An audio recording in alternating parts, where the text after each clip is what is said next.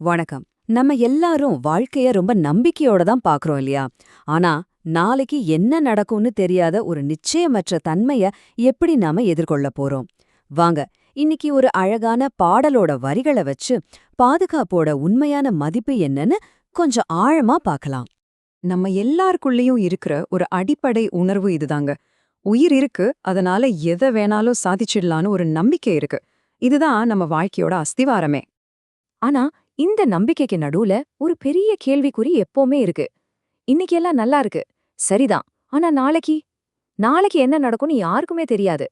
இந்த ஒரு கேள்விதான் நாம இன்னைக்கு பேச போற விஷயத்தோட மையப்புள்ளியே. சரி வாங்க, இத பத்தி கொஞ்சம் விரிவாக பார்க்கலாம்.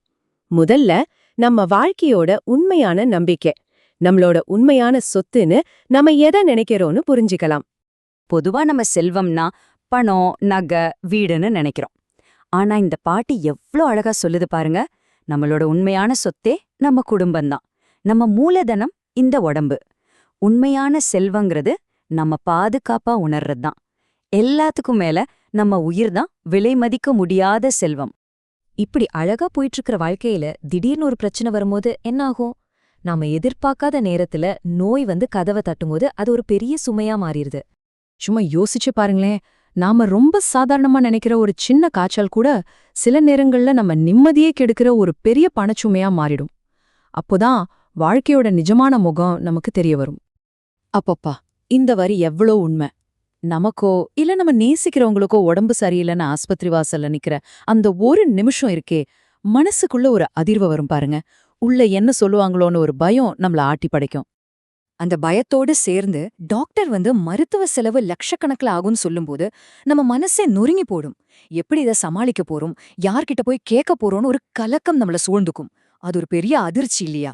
இது ஒரு தனிப்பட்ட நபரோட பிரச்சனை மட்டும் இல்லைங்க. ஒருத்தருக்கு வர்ற நோய் ஒரு முழு குடும்பத்தையுமே பாதிக்குது. பிள்ளைக்கு உடம்பு சரியில்லைன்னா அம்மாவோட கைகள் நடுங்குது.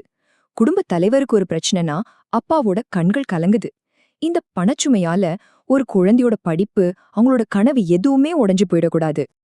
இந்த மாதிரி ஒரு கஷ்டமான, பயம் நிறைஞ்ச சூழ்நிலையில நமக்குன்னு ஒரு துணை இருந்தா எப்படி இருக்கும்?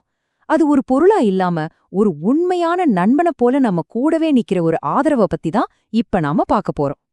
ஹெல்த் இன்சூரன்ஸ நாம ஒரு பாலிசியா பார்க்காம இந்த பாட்டுல எவ்ளோ அழகா சொல்லிருக்காங்க பாருங்க. கஷ்டம் வரும்போது நம்மள தனியா விட்டுடாம கை பிடிச்சு கூடவே வர்ற ஒரு உண்மையான தோழன். அந்த தோழன் நமக்கு என்ன செய்வான்? வாழ்க்கையோட வெயில் சுட்டரிக்கும்போது ஒரு நிழலா இருப்பான். நம்ம குடும்பத்தோட நிம்மதி காணாம போகாம பாத்துக்கிற ஒரு காவலனா இருப்பான். உடம்புக்கு வலி வந்தாலும் மனசுக்கு ஒரு பெரிய வலிமைய கொடுப்பான்.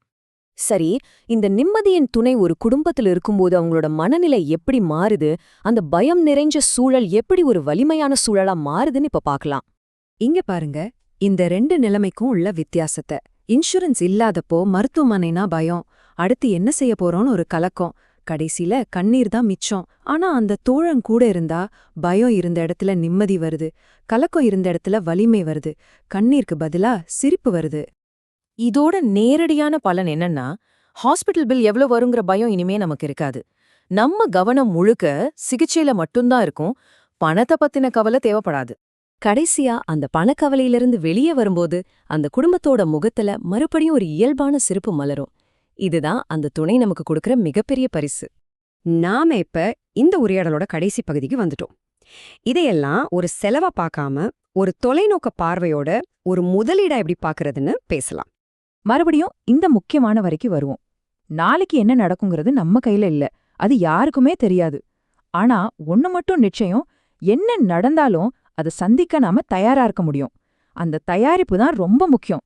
நாம இன்னைக்கு ரொம்ப சாதாரணமா எடுக்கிற ஒரு சின்ன முடிவு நாளைக்கு ஒரு இக்கட்டான சூழ்நிலையில ஒரு உயிரையே காப்பாத்துற அளவுக்கு சக்தியுள்ளதா மாறலாம். இது ஒரு சின்ன விஷயம் இல்ல, இது ஒரு பெரிய பொறுப்பு. இவ்வளோ தூரம் நாம பேசினதுக்கு அப்புறம் நான் உங்ககிட்டயே ஒரு கேள்வியை கேட்கிறேன். ஹெல்த் இன்சூரன்ஸுங்கிறது உண்மையிலேயே ஒரு தேவையில்லாத செலவுன்னு நீங்க நினைக்கிறீங்களா? இல்லவே இல்ல. இந்த பாடல் நமக்கு கொடுக்கிற கடைசி பதில் இதுதான். அது ஒரு செலவே கிடையாது.